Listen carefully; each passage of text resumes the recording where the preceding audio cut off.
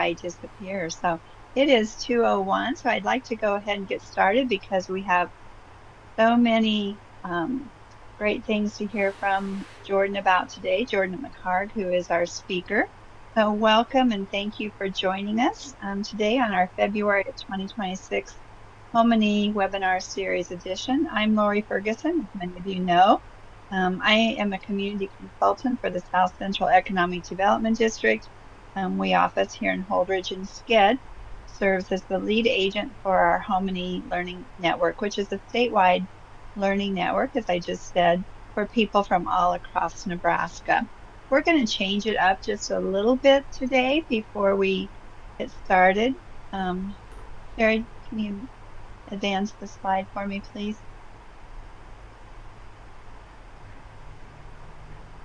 There we go. So many of you did not know this, but last Sunday, February 15th, was the first HomeNE Learning Network webinar. And so we're kind of looking back today over 8 years of HomeNE webinars. And I've asked Sharon Hifley, who is our executive director here at SCED, who was there from the very beginning, to just give us a little bit of a look back at HomeNE, however she wants to share, but about the designing of the network or thoughts as she has looked over the last 8 years. And so Sharon, welcome, and I'll let you take it away. All right, thanks, Lori. Well, it's kind of a nostalgic time around here. Last month, we celebrated 20 years of SCED having staff and kind of gave us time to sit and look back. We spend a lot of time looking what's right in front of us and looking what's the next year for our communities and our projects, but we don't often sit and ponder and certainly not back that far. Housing doesn't go back that far for us. Probably about maybe just over a decade ago, housing was really becoming an issue and it was becoming a workforce issue, as it still is. And so a lot of communities were wanting to know, hey, what do we do? So we decided we needed to learn from the people that were already doing it. Um, so we convened housing specialists from across the state to try to, I really wanted to plug in a USB and just get all their knowledge and then plug it into my head and download it, but I haven't found a way to do that yet. And so we gathered these people and leaned on their knowledge and their experience, and they ended up naming themselves the JEDI, Joint Housing Economic Development Initiative. And it was fun to get together every few months, usually in Lincoln, and talk about what could we do, what should we do, where are the gaps, what solutions are working. And that kind of went away during COVID because we just quit meeting. But out of that, um, came more ideas. We followed up on the South Dakota 2010 Rural Housing Playbook. We knew that was out there, and we said, okay, what happened with that? And I think if you Google, you can probably find that online somewhere. We do have it if you're really interested. But as I followed up and said, hey, whatever happened with that? I found out that they learned people don't just download a playbook. They don't just take a PDF and run in their community to solve their housing solutions. And so the program Home Address was created for South Dakota communities. It was a learning network supported by Dakota Resources and a couple other nonprofits that were statewide entities. And they provided coaching in communities that paid a fee for the services, and they offered some gatherings for those same communities for networking and collective learning. And so we're known for R&D, rob and duplicate. And so with Dakota Resources came down to Lincoln. They met with the JEDI group, asked them a lot of questions, logged a lot of responses and all, and then spent 2 days with a team that we put together from our region and a couple others that had been helping us, um, and did some strategic planning. And what we came up with was that we would kick off something, it would be kind of home address, only it would be Nebraska style. And the name chosen was HomeNE. And we kicked it off with a learning journey. I don't know how many of you on here participated in that when we went up to Stewart, Nebraska, and then back to Central City. And we had participants from the SCED region and the CNED region, and then JEDI and DED staff, as well as representatives that were part of that home address program in South Dakota. I think we had 40 people that we gathered for a 2 day event. And following that in February, as Lori said, that we began offering the monthly webinars for statewide housing learning. We are really honored that every one of you are here. You help us provide stories, you share lessons learned, and you learn from each other. And that is the point of this. We didn't know when we started how long it would last. We didn't know if we'd still be here in 8 years or not. We just keep putting one foot in front of the other. And like I said, the initial motivation was pretty selfish. We needed to learn and we needed to expose our communities to these stories that were going on so they could be inspired and say, hey, wait a minute. If they can do that in Central City or they can do that in Benkelman, we can do that here. But um, the future from here on really depends a lot on all of you. Sharing your stories, sending us ideas for stories. Who should we be inviting to speak so the rest of us can all learn and be inspired? And so thank you for being here. Thank you for sharing those ideas for speakers and presentations and for connecting to learn. Back to you, Lori. Thanks. Excuse me. Thanks, Sharon. So, yeah, so on your screen, you'll see our design work has changed a little bit. I've shared with you the first slide of that first webinar. Marty Barnhart from the Omaha Land Bank at that time was our very first speaker. And we actually did an oral check-in. We had you open your microphones and tell us who you were and where you were from on that very first day. And that map there you can see who joined us that very first webinar. So yeah, if you were here with us on that first webinar, or maybe joined us in the next few back in 2018, just send us an emoji if you would through your reactions, which is at the bottom of your screen, or just put something in the chat box. We'd love to know who's been here. And many of you have been faithful, as Sharon has said, and thank you for that. We greatly appreciate it. So, okay, so I am going to just reiterate for you the purpose of HomeNE. So here, 8 years later, our purpose has not changed. We want to provide you face-to-face and online opportunities to foster interaction, engagement, and skill building for those of you who are passionate about addressing the housing shortage in your community. But we also want you to be empowered and encouraged to apply what you learn. Maybe Stacy here in Holdridge hears something that Jordan will share today that she would like to see maybe a discussion around and take place here in Phelps County. It's hard to know what you might hear, but we want you to be empowered and encouraged to try and utilize and apply what you're learning. So with that, I'd like to next introduce you to our speaker for today, Jordan McHarg. He is the founder and president of McHarg Builders, located in Central City, Nebraska. And as we look back over the last 8 years, and I did clear this with Jordan before we began, he has a certain distinction with us here at SCED. He was supposed to be our speaker in March of 2022, and about 2 days before that, we get an emergency phone call from Jordan, and he had to have an emergency appendectomy. So being the good people that we are, we allowed him to have that excuse and cancel his opportunity to speak. So we are so thankful that he has now agreed to return and be a presenter for us today.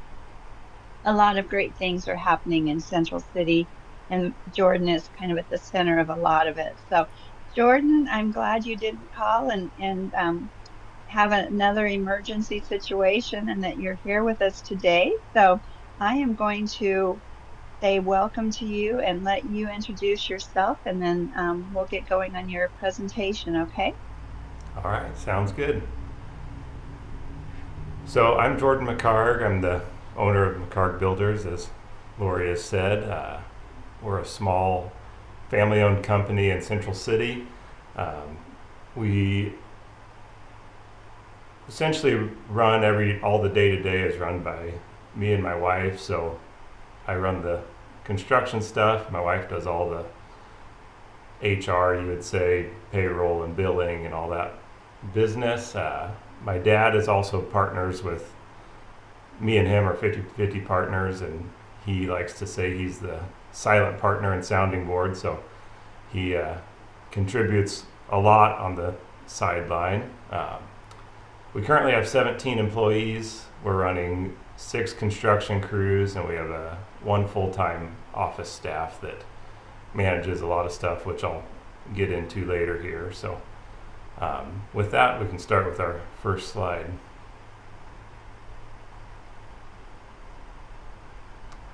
Or the second slide, that is.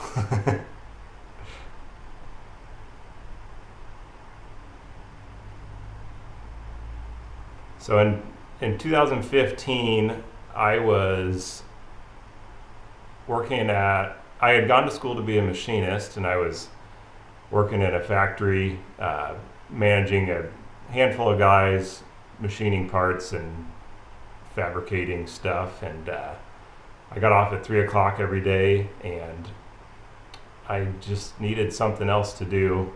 Me and my wife were newly married. We didn't have any kids, so me and Dad decided to build this house that's on the screen here. So this was a duplex that we just kind of had the wild idea that we should do something, and you'll see throughout my presentation here that we tend to bite off some big chunks from time to time, and this was a big project for one part-time guy in the evenings and weekends. So that was really fun. We learned a lot.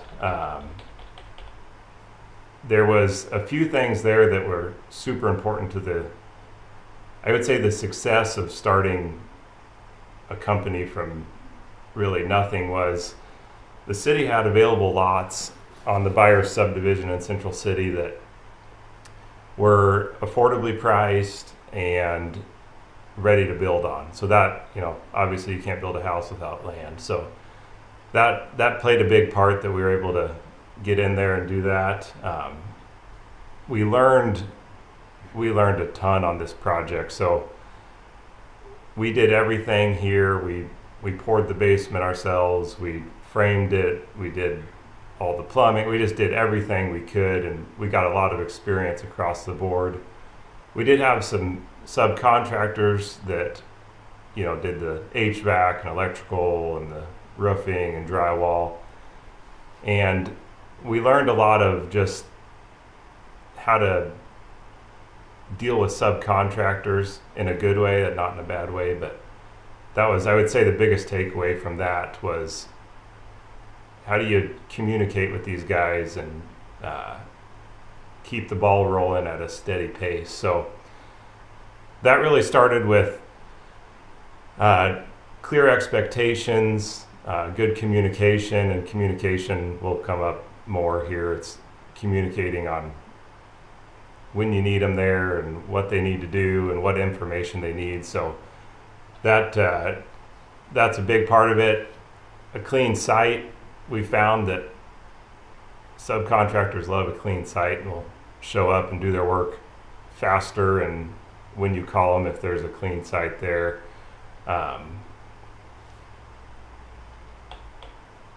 And really, subs want to do their job and move on to the next thing, because they're all very busy and in high demand. So that was another thing we learned in that project. And let's go to the next slide, please. So in 2016, we built this house. This was kind of an interesting story, but this is down the street from that last slide, and me and my wife we decided we were going to build this house for us and live in it for a couple of years and sell it. And we got a little ways into the project, and I think I got nervous, and we listed it for sale while we were still working on it. And then the house was nearly done and it hadn't sold, so we moved in, because I'm not a very patient person. And then 3 months after moving in, somebody literally knocked on the door and said, "We would like to buy this house." And we were like, "Okay, sure, yeah. As long as you give us," I think I told him 3 months to build another house so we could move our family into there. So we built a house across the street. It was all of this is happening while I'm still working full time. And at that point, there was some connections that we made when we built this blue house with our cabinet supplier, that he had put us in touch with an individual that was wanting a custom home built. So when we started this next home and this other custom home, I quit my job and went full time. I hired 2 guys at that time, and they're actually still working for me today. And so that was kind of I would say the birth of the company was really when we had that connection to somebody who referred us to somebody that needed a home built. And those connections are just so important in anything construction or development wise. This project did not have any rural workforce housing funds, but it was a rural workforce house market, you would say. So slab on grade, 1,600 square foot, 3-bed, 2-bath home. So then in 2017,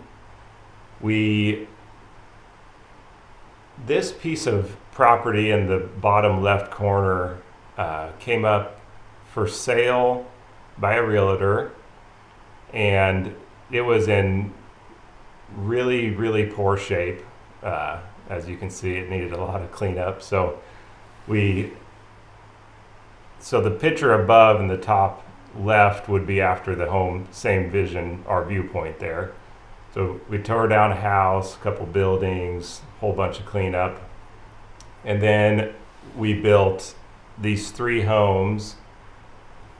And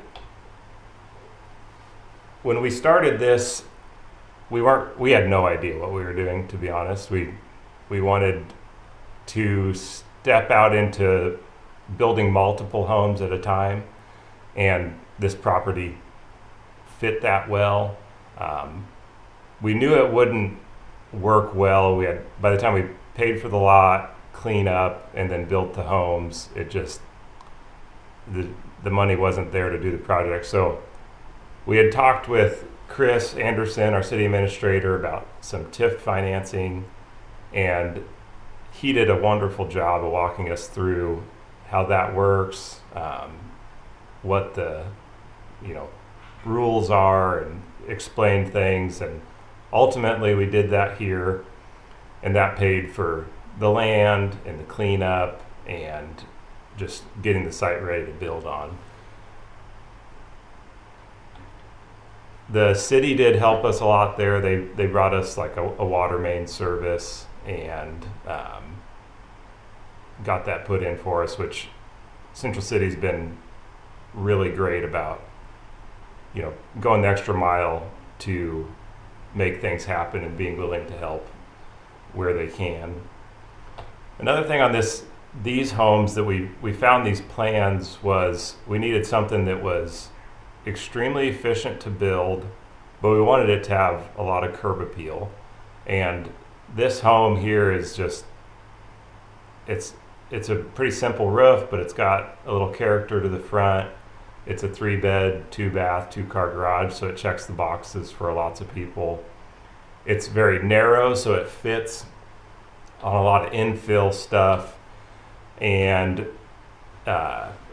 we have built this home, I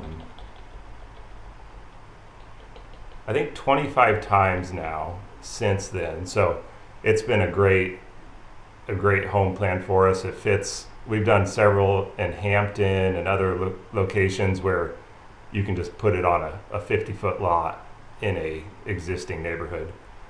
Another thing we found, and we had thought about this property, was if you plug one new home into a block of old homes that are maybe if the scenario is if they're not in good shape, that one home might be a little harder to sell. So we kind of tested the theory here. If we did 3 of them, because we had enough room for it, there would be maybe a little easier to sell. And these all sold before we were done with them. And they, that we did that we do that more later here. And that was just kind of our test run of that. So then in 2018, I would say at this point we quote unquote had our feet under us a little bit. We had done quite a few projects, but we were ready to start branching out a little bit. So we grew into some neighboring towns, building custom homes and some spec stuff. The custom homes really started to become a big part of our business. We were doing specs here and there, but those top two pictures would be custom homes. And then we migrated towards buyer subdivision in Central City, which is this red house here. And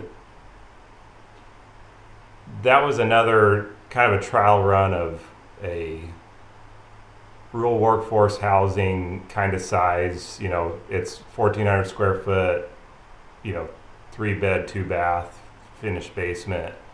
We're just kind of testing the water to see what would work and what might not work. So we went out there and did that project, and that worked well. It was on the market a little bit after it was done, but not long. So that kind of grounded us a little bit on we could do more than just those last houses that we did those 3 of. So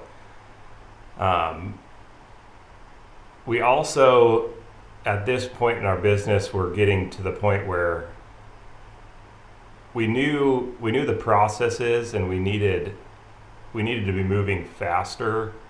And so we started pre-building all of our components. So when you're framing a home, you'll see panel systems being built in a factory and shipped out. And those are pretty common, but we didn't have the capabilities to do that. So we kind of went halfway, and we build all of our door headers and jacks, and some of that's just, if you don't understand framing, it might not make sense, but we're doing all of our cutting in our shop. So today I actually have 7 guys in our shop right now cutting the next 2 houses. One guy's building a set of interior stairs that will just be craned into place. And at this point we were starting to pick up some efficiencies that made the projects move faster and be able to take advantage of the nice days when they come. So, and then moving into 2019, in that top picture on the left, this would be the first rural workforce housing fund from SCED that I think we checked on. This was the first one ever. So this was right next door on buyers to that red house on the last slide. And I would say this was a pretty big milestone to be able to move things along faster in just having access to capital. So that we tested the waters there. It worked well.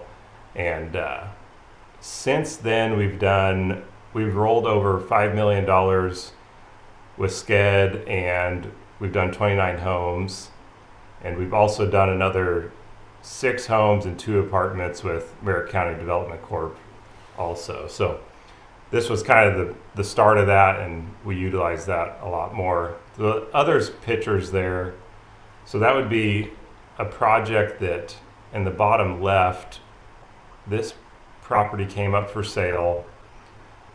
It was over a block long, probably 150 foot deep. Just there was one house on it, a little bit dilapidated, and there was quite a bit of work needing done there. So we purchased that. We did the cleanup on about half of it and started building some homes. To back up a bit, this was also a good example of some relationships. So the realtor came to us knowing that we were looking for an area for a small development, and this was a huge development for us at the time. There's 11 homes there, but it was a pretty big chunk to bite off. So that was a good relationship, a connection there. This is also was a good area of town. It's north side of Central City, but it's pretty close to everything right on the edge of town that just never really got developed. So that was cool to see that change. And as you can see in that top picture, it looks completely different today. This was also where we really started to set our tone for building multiple houses. So we started out with 2 or 3. So I think we did like 2 right away, and then we did 3 the next batch, so on and so forth. And then the last set we did 5. And that really, we learned just efficiencies of how you could build multiples and just keep guys working more efficient. So some of those examples would be in that bottom picture. So we have all of in-house, all the concrete works in-house, plumbing, framing, siding, finished carpentry. So we can roll up to this site and we could have a couple guys digging footings, a couple guys laying out the next house. Those guys can jump over and help pour footings. There's just a lot of efficiencies we started to learn here, which I'll touch on later when we start our bigger development, that we really fine-tuned that. But that was a big learning point for us. And then in 2020, we really moved into custom homes.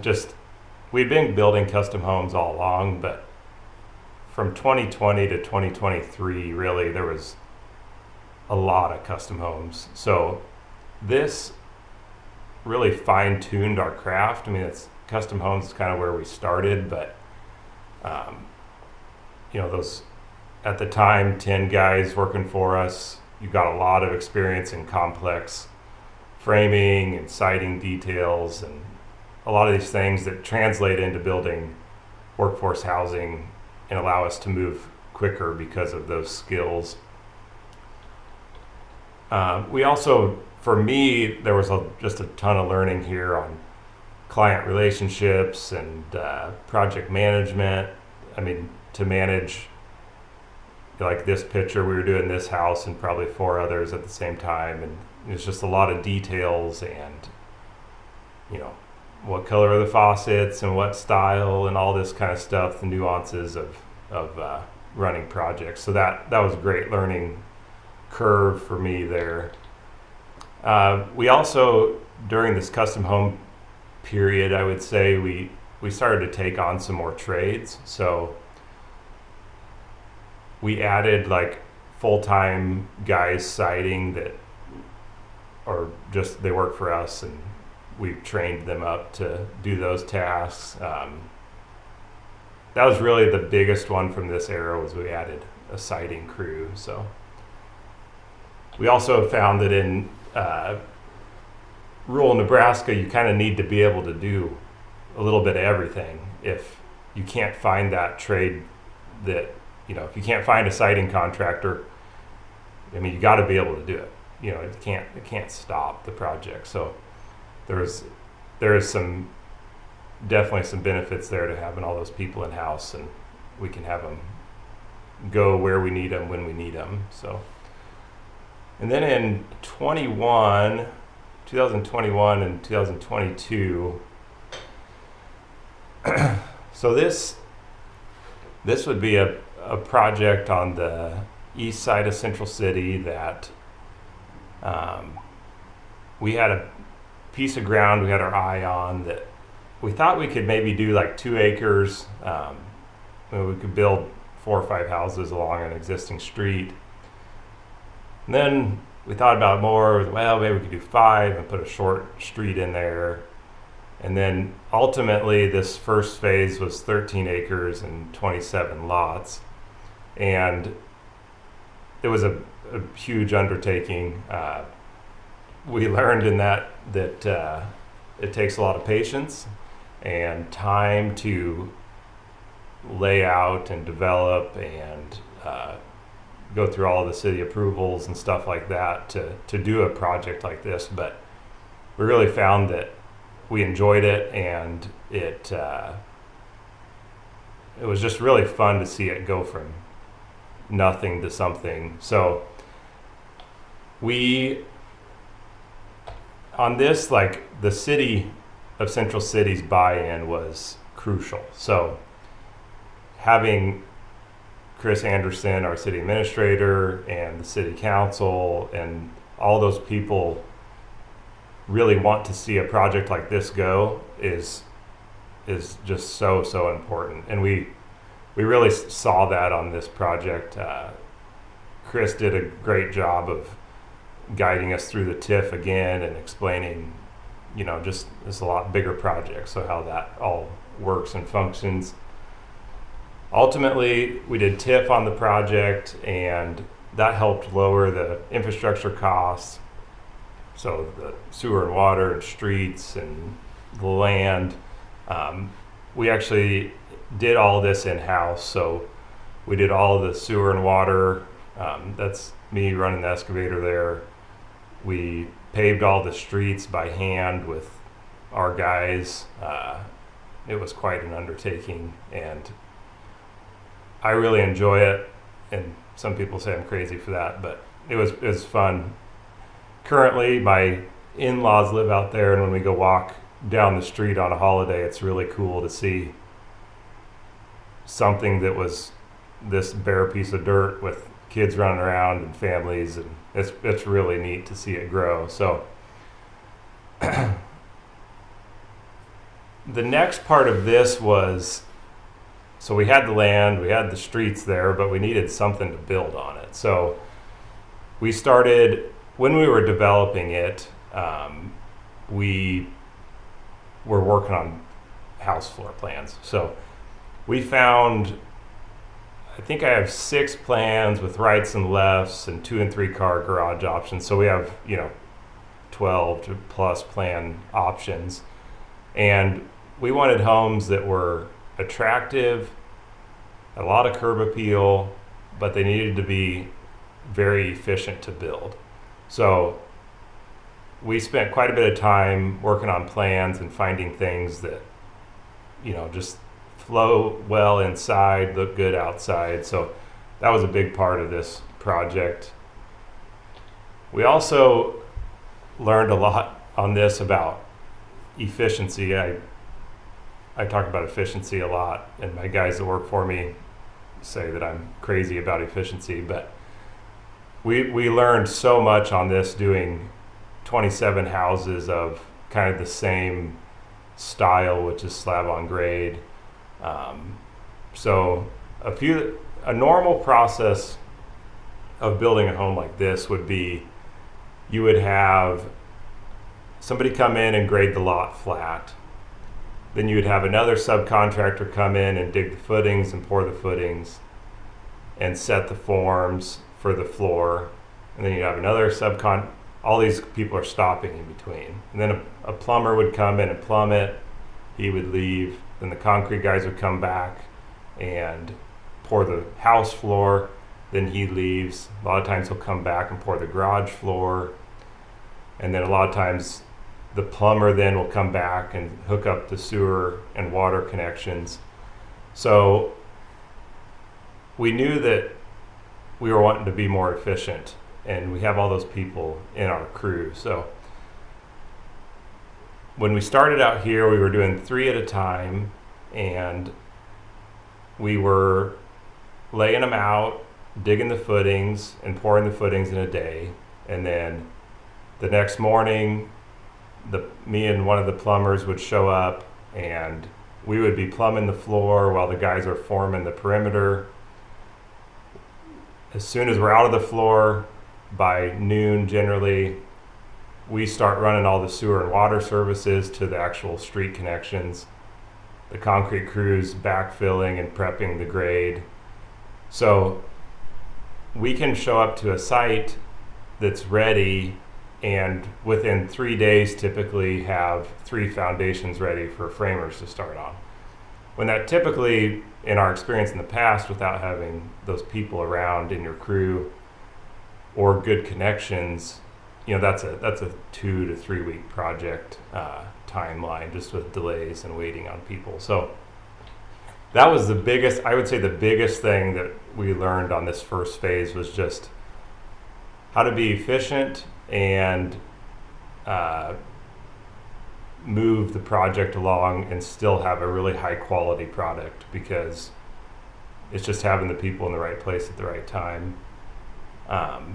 We also out here started kitting all of our finished materials. So when me and my wife design a house, or we design 3, we note everything in a spec sheet and we write it down. And then once the house starts framing, when I have a half a day or something, I'll order all the lights, the towel bars, cabinet poles, house numbers, all those little knick-knacky things, and they get put in a kit in our shop. And when the finish crew goes to trim that house out, they grab the box and they head to the job, and they have everything they need, and there's no wondering or waiting or missing what they need. So that was another big part of this phase in our business. Then in 2023, we moved to building some rental properties. So these in the picture really started in 2020. We did half of it, and then 2022 we did the other half of the parking lot. But I'm lumping it all together here. So this property here, the Merritt County Development Corp owned the land, and we were maybe kicking around the idea of wanting to have some rental experience and building experience. So they offered us TIF on this. They helped us out with the land, and that kind of started the project off there. It's like, why would you do rentals? I mean, people have asked us that in the past, and we knew that there was some demand. There hadn't been anything built in town for about 30 years as far as apartment units. We knew we had a hurdle of low rent in town. Maybe the average 2-bedroom rent was $500 or something. But we really wanted to know how to do a bigger project like this. So we decided, well, we'll do it ourselves and we'll manage them and we'll see what happens. So we took that step and built the first 2 buildings, and they leased up pretty quickly. We didn't really know what to expect, so that was a real praise there, because it's just you don't know until you have people in them. So then we moved on and we built some other units across town, and this ultimately just was a good step for our company and a way to grow our company and just experience in what we can offer other communities, and also just really good for our community of something we were really needing. So then in 2024, we, the bigger picture there, the houses that are built are that first phase that we were talking about. And then in 24, we developed the second phase, which was 32 lots and an area for quite a few apartments. So we kind of laid it out in that regard. So this was a similar kind of deal. We worked through everything with the city, and we got TIF on this, and we did all of the infrastructure ourselves again. And it really allowed us to have on both phases, have lots that are very affordable, if not a $0 amount to build a workforce house on that we can sell at a workforce price. So the first phase was filling up. We had like 4 lots left, and that's when we pulled the trigger on this. There wasn't a ton of learning here. We learned a lot the first time, so we refined our craft and definitely learned how to manage those kind of projects more in that time. So then moving to 2025. 2025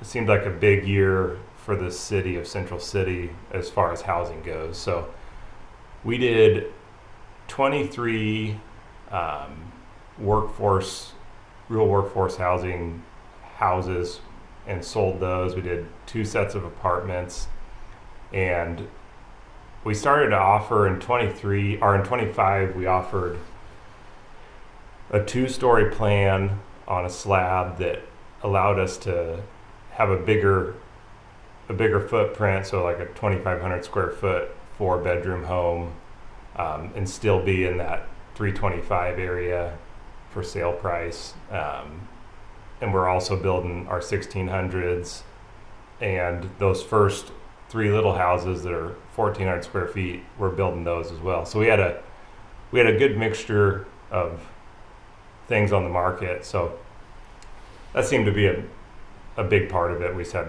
a lot to offer to everybody that was needing something.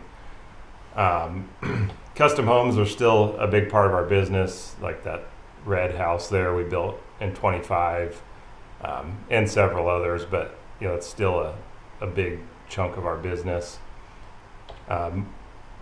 We grew into some other communities in 25, building apartments for other people. So we had a guy from Albion call us, and he had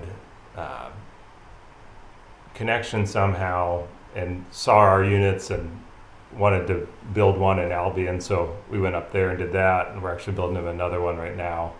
And that was a good step, just to be able to offer to put these in other communities.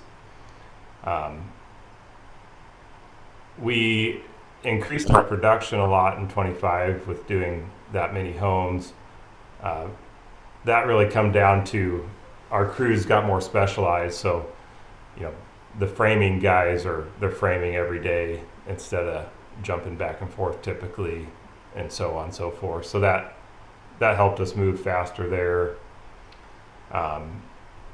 You get to this, doing that many homes, there's a lot more time in the office and management and things like that as well. So we also did 2 sets of apartments in 25, and those were just really good fillers in the winter. They're close to home. There's a lot of work there, so we like plugging those in the winter if we can. And then next slide would be just a little snapshot of what we've done. So we built 142 homes and 61 rental units. Some of those rental units are for other folks. The population of Central City in the past 5 years has gone up 10%. Not completely because of us, but a big chunk of that's our product. It's really cool to see the people in the city offices say it's just a revolving door coming in of people signing up utilities that they don't have in the system. So that's telling you people are moving in from other places. In our development out there, 70% of the homes that we've sold we're selling to people from out of Central City. So those are people moving in from, maybe the neighboring countryside or Grand Island or Lincoln or Omaha. We've got people from Arizona, and just, you kind of name it. But a lot of times they have a connection to the area and they like the small town just quieter and whatnot. So what we've learned, strong partnerships are essential to successful rural home building. This is just crucial that you have city buy-in with your city council and your administrators, and just if they are willing to come alongside you and they want to see it happen, you have to have it. That's been a huge blessing here. TIF financing is a huge player. It can get a bad rap, but there's a huge tax base in Central City that will be coming online and just wouldn't be there without it. Good plans, we've talked about that a little bit, having an attractive plan. We have some plans that same size, really the same house, little different layout, and they can swing $10,000. So just having a good plan is important. Speed in building can get a bad rap. So you can't go fast without it being poor quality. Well, if you have really good processes, you can go really fast and have really high quality. That's something that we've just really worked hard to build that. Also, development takes patience and persistence. Persistence maybe sounds a little harsh, but it can be kind of an uphill battle, but it's really rewarding, and it's really cool to see it come together. Like I stated, that area is full of families now. So each project, we've improved our process, kind of talked about that a little bit. Quality and trust for long-term growth. We really have to have our community, has to trust us to continue to build them homes. And the quality housing strengthens communities. Just you can almost feel it in a community when there's life and things happening, and that really can grow it. And then why we build the way we build. So slab on grade homes are lower cost and ultimately just make a house affordable for the people wanting to buy it. They're efficient, they're good for all ages of buyers, and that's just a key part of it. It's a long-term community investment. They're a quality home. There's no difference there. It fills our local needs really well. We are able to, that 1,400 square foot plan we're selling for $219,000 last year, and you just can't find that in a lot of places. So it just fills the need well. And the rural workforce housing funds, that's just so key. If you didn't have that, we would still be doing what we're doing, but we wouldn't be able to be doing 5 or 6 at a time. So that's a huge part. Looking ahead, we have in 26, we're going to be doing a Nebraska Affordable Housing Trust Fund project, which SCED has been a major player in. There's no way we could have done it without them. They were just excellent. Leanne was all over all the details and still is as we enter into the project here. So that's going to be 16 apartment units. We'll be starting here any day on foundations. So thanks to Leanne and the team to be able to make that happen. And then we're also, this development you can see here is that we did in 24 is about full. I think it'll be done this year if the market kind of holds where we've been running. So we have another development area that south of town that'll have, when it's all done, we'll have 100 plus lots on it that we'll be starting on that late this year. So that's kind of the forecast for 26 and the next 5 years at least on those new developments. So, Lori, that's kind of all I got right now. So, Okay, thanks, Jordan. So yeah, and there are several questions in the chat box, and this is that time to present those to Jordan. So continue to enter those. We do have his contact information on the screen there for you. Capture that and feel free to reach out to him. But so you addressed it just a little bit ago, but Paula had asked if you only did slab on grade. And as you mm, mentioned, affordability is a key point, but Central City also has a high water table. Is that accurate? That yeah. prevents some So basement. that kind of drove us to the slab on grades. We do a ton of basements in other, just on custom homes and other communities, but um, we just have found, because we were kind of forced into the slab on grades, that they work well in any area. It doesn't matter if you have water table or not. So Okay, okay. There's a lot of compliments on what you're doing in Central City too. So feel free to look at those, Jordan. But Rick wanted to know if you were starting over, what would you do differently? huh.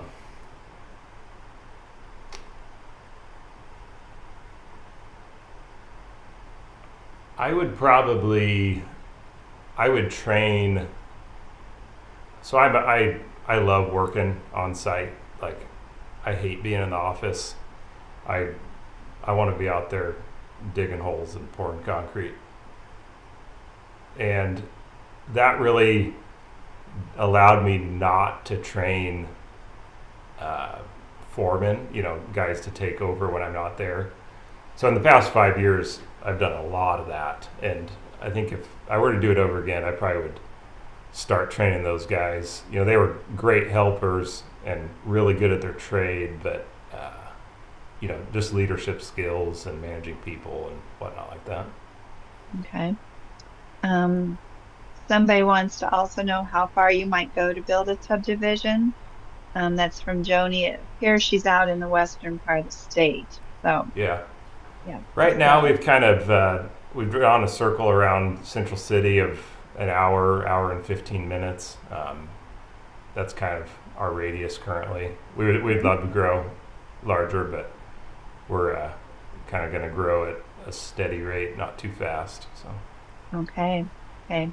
So Sharon has shared your website in the chat box. If you haven't seen that link, feel free to check that out for all of you who are participating today. So what other questions do you have for Jordan?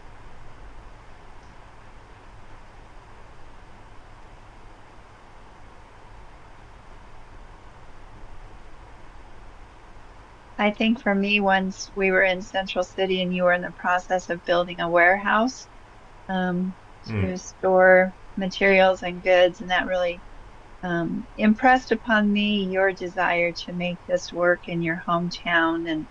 And when you said efficiency, you're kind of a nut about efficiency. That picture of that warehouse popped up really quickly. So yeah, yeah, it's yeah, pretty neat. That's where the guys are working right now, and it's heated and comfortable, and we got fixtures and jigs and stuff that they can just be able to. I didn't touch on that, but keeping guys or gals, whoever's working for you, fully employed all the time in the construction world is pretty rare. So our crews work 50 hours a week, every week, all year long, and that just allows them to be able to have something consistent and not get laid off. And we make sure we find them something to do, and having the warehouse has allowed us to do a lot of projects in there when it's a poor day like today. So, okay. I remember, all right, in researching 4 years ago, your topic title was going to be something about compelled to help. And so you've shared statistics, and you shared why personally you wanted to do this was because you needed something more to fill your day. But talk about just your drive to help your hometown community. yeah. So I really like doing, I just want to,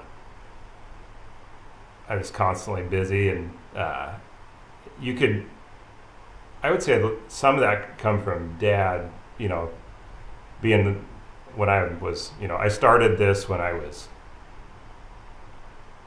22 or something. I was very young, and he had seen, he was seeing the community needing that. So he definitely spurred me on in the what uh, the community could be and what it might need. So I'd say that's where it started, and then once we got going, it's super fun to see those homes full of life and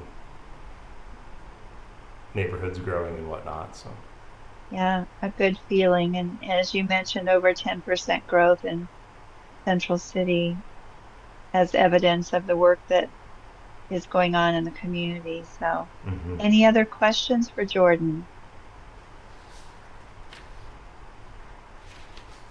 Jordan, I just want to say thank you. It's been a pleasure working with you. And I don't know how many ribbon cuttings we've had. Looked like you had pictures of all of them, and they're always fun. And it's fun yeah, to see the people go through your houses and be like, "Oh my gosh!" And for that matter, it's just fun to come to Central City. Central City has a synergy that not every place has, and so if anybody wants to know how to make this work, Jordan might be a lot of the magic, but there's just a lot of magic there between the hmm economic development group and the city, as well as the businesses that participate in making it a great place. So it is certainly a pleasure. I hope people got just a good glimpse at really what all can happen in your community if everybody's kind of pulling the same way. It's a very cool story. Yeah, that's yeah. a Thank great you. visual. Pulling the same direction, rowing the same direction hmm creates growth and opportunities for more growth in a community. So, I'm just checking. We continue to, um, got a question from Rick. How many of the total housing units that you have built are in Central City? Of that 140 some that you Yeah, mentioned? I would say probably 7,500 somewhere in there. Yeah, Okay, okay, good. yeah, Thank you. yeah. Probably 75. Yeah. Okay. Well, one last question for you. I am trying to wrap up our Q&A time each month with the same question being presented to our presenters. But what is one piece of advice you want to leave with our participants today? I'm glad you asked me earlier because I thought about this a bit. So development starts small. Like in our story, it's like one house here, and you feel like you're stepping way out on the limb. So you know, if you can get a good group of people, it doesn't have to be you know all the city council and the administrator and all the people. It could be just you and a couple of friends, or however your group can be composed. But if you can get a good group together, just go give it a shot. I mean, there's a huge demand, and just get the right plan and go give it a whirl. Yeah, good advice. Have you talked with Sharon about that answer? Because she often talks about it's not necessarily the elected officials or this group or that group, but it's just people passionate about doing something in their community that Yeah, makes yeah. things like this take shape and happen. So, well, Jordan, thank you so much for participating as a presenter today. I'm glad we got you to come and share the story, and I think the timing was perfect. So, so many more great things have happened since we originally scheduled you. So, for those of you who have joined us today, if you want to go back and revisit Jordan's presentation, that will be posted on our website, homene.us. You can search by topic title, his name, and a variety of other ways. But be checking that out and share it with friends who maybe need to hear his message as well. And then next month, our webinar will be on the 19th of March. And so we'll be getting information out to all of you about that presentation as well. So again, Jordan, thank you. Greatly appreciate it. And do you have any last thoughts? Yeah, thanks for having me. And if anybody's curious of if we want to do a project, we'd be happy to talk to you, and we'll give you as much insight as we can. So Okay, thank you. So thank with you. that, have a great rest of your day, everybody, and we'll see you again next month. Thanks for joining us. Thanks, everybody.